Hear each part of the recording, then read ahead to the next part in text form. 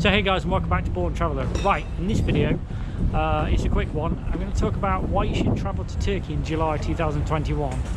Well, why you should come here. Right, first reason, there are no tourists here. Pretty much the only tourists that seem to be in Turkey right now is Turkish tourists. There's a few Russians in Istanbul, but honestly, I'm pretty much the only Westerner here as far as I can see. No one speaks English here. I've not come across anybody who speaks my language. So in terms of tourism, yes, there's tourists here as you can see, but most of them are Turkish, so the numbers here are really low. And this is the weekend, so this is the busiest it gets. In the week it's completely dead.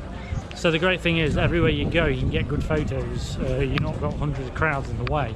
I got some amazing photos when the lockdown was on Sunday. It was actually incredible, to be honest. And that kind of leads me on to number two, the currency.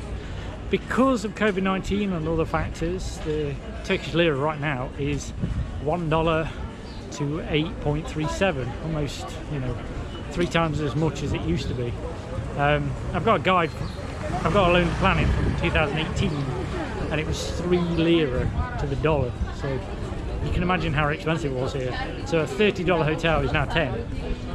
My hotel I'm stopping in right now is $11.50, and it is a proper good hotel. The third thing is, travel is actually easier than you think. Apart from COVID-19 negative test, which is really simple, it costs $30. You imagine just banging $30 as you fly, you're not really going to moan about it. It is a bit of a pain in the arse when you have to fly home or anything like that, but in general, honestly, it is so easy to fly. I flew from Egypt to Turkey, and apart from a negative COVID-19 test, which took literally a morning, a bit anxious wait to get your results, but apart from that, it was dead easy. The whole thing is, Turkey is an amazing country anyway, it always has been. And right now, because of the low tourist numbers, it means you're just getting the best service you can. You'll be able to access the best hotels at bargain bucket prices. So everything here is just better.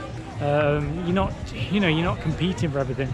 And to be honest, there's no hassle. That's the thing. I was expecting to get loads of hassle because there's, trade's low, but actually it really isn't. I think the fifth thing is, this is pretty controversial, but I think COVID is overblown. I don't think COVID-19 really is affecting this world as much as people are making out. I'm managing to travel.